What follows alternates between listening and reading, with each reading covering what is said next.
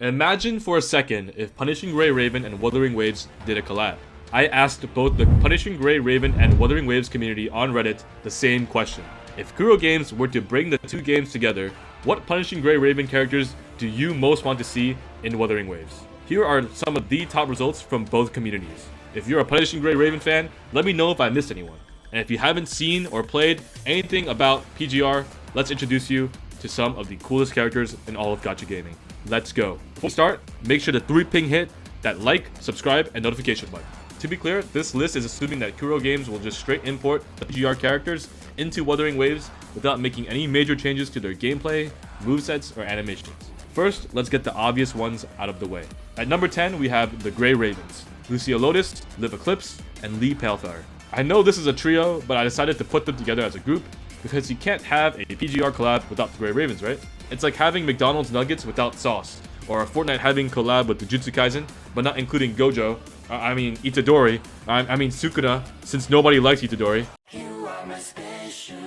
Not the most exciting pick, but it just wouldn't feel right if you didn't do it. So, you got Lucia Lotus, the leader and the face of Punishing Gray Raven. If a collab were to happen, she has to be in there. Liv also plays a huge role in the story of Punishing Gray Raven, and is debatably another face of the game, so she also cannot be ignored. She's got some cool lasers and beams to work with too, which might seem out of place in Wuthering Waves, but we got a dude who can summon a dragon spear anyway, so we can make it work. Lee would, in my opinion, fit perfectly into the world of Wuthering Waves given his aloof personality and habit for getting lost. You can imagine a world where he just gets so lost that he just stumbles into the world of Wuthering Waves. Also, would it be an anime gacha game if Kirito's voice actor was not in it? I don't think so. Wuthering Waves pretty much has a character similar to Lee already in Chisha. Some of her animations are practically the same as Lee's, which could be a good or bad thing since it would be easy to implement Lee into Wuthering Waves since he would pretty much just be a TI reskin. Could be pretty cool. These three would be the 4-star characters on the PGR x Wuthering Waves banner if it were to ever happen, 100%. Alright, now that we got that out of the way, let's get into the real meat of the matter. We're not here to talk about some boring ass 4-star characters. Let's talk about some more exciting characters, the S-rank Omni frames. First up, at number 9, we got Karenina Shirei.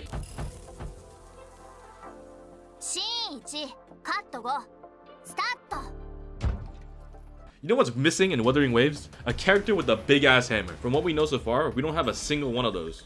So Karenina Shirei would be a great addition to the Wuthering Waves roster. She can uppercut strike enemies into the air, and then spin on them like Storm Pegasus from Beyblade. Not to mention, her ultimate turns her into Shohei Ohtani, launching a grenade home run into the enemy that does nuclear damage. If Kuro Games wants to add a hammer type character into Wuthering Waves, look no further than Karenina Shirei. At number 8, we got Watanabe, and I chose the epitaph version. Watanabe was a popular pick in the comment section as well, but the question for me was, what frame would be best in Wuthering Waves? In my opinion, Watanabe Epitaph would be the best fit. Wuthering Waves already has an amazing sword character in the game in the form of Kakarot, but why not add a rival? Watanabe Epitaph would fit perfectly into the world of Wuthering Waves, and would add a new character archetype that could use a pistol and a sword, like Ishin from Sekiro. Wait, I shouldn't mention that game. The comments might go crazy again. I think it'd be cool to see a team made up of him and Kakarot switching in and out with their green and purple sword VFX, like in Demon Slayer from Season 2, Episode 17. At number 7, we got Lamia, Lost Lullaby.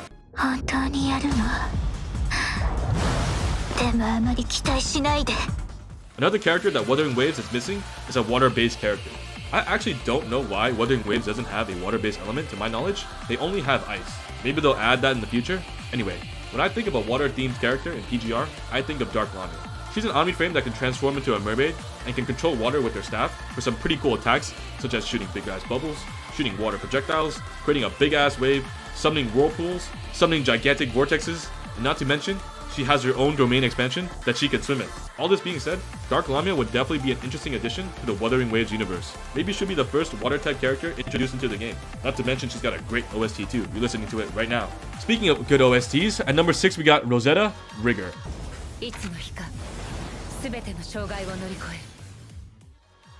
Honestly, I would want Rosetta to be implemented into Wuthering Waves just for her OST alone. Shit, I won't even need to summon her. Just make her a boss and have Narwhal playing in the background, and I'll be more than satisfied.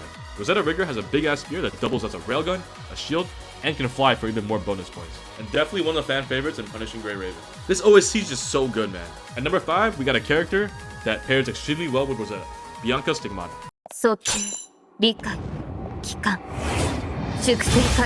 Bianca Stigmata is definitely one of the more flashier characters of PGR, with beautiful animations and VFX. She was the first of the new gen S-rank Omni frames introduced in Punishing Gray Raven, and it definitely shows in her animations.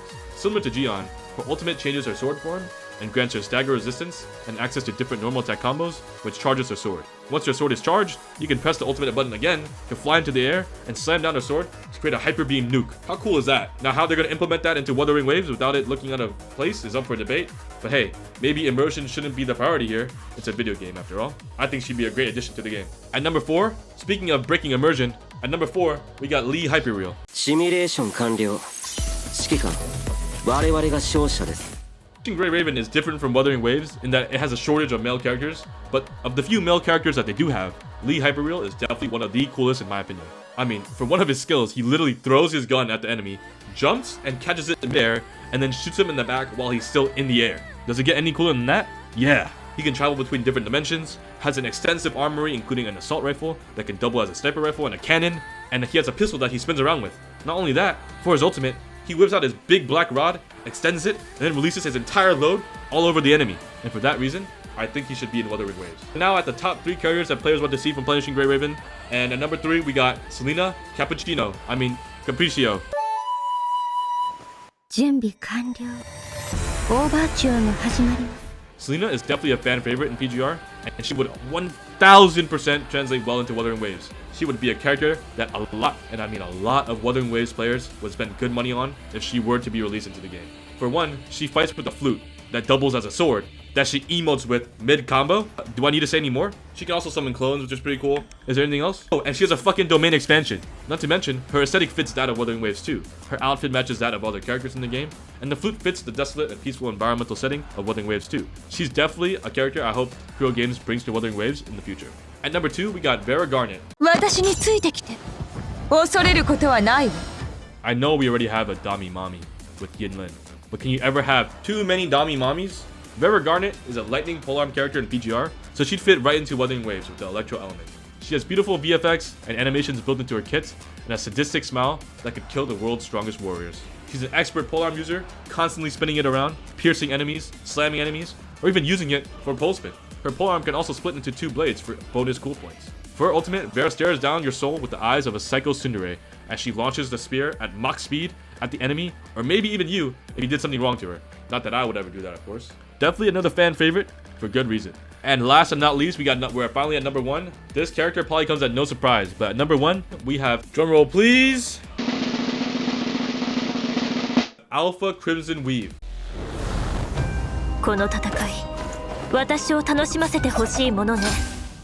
Alpha Crimson Weave is probably the most popular character in the Punishing Gray Raven community, and so she is probably the character that most PGR players want to see in Wuthering Waves, if they were to do a collab. And she's popular for good reason too. Alpha plays a big role in the story of PGR, and has the coolest attack animations in the game, in my opinion.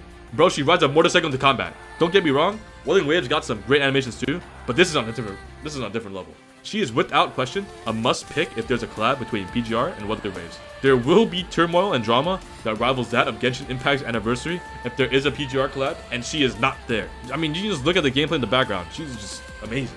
Anyways, that's my list. Let me know what you guys think. Do you agree? Do you disagree? Did I miss anybody? I'm sure I did, given the sheer amount of amazing characters that are in PGR. Let me know who your top 3 picks would be in the comments below. As usual, like and sub if you liked the video, and I'll see you all in the next vid. Peace.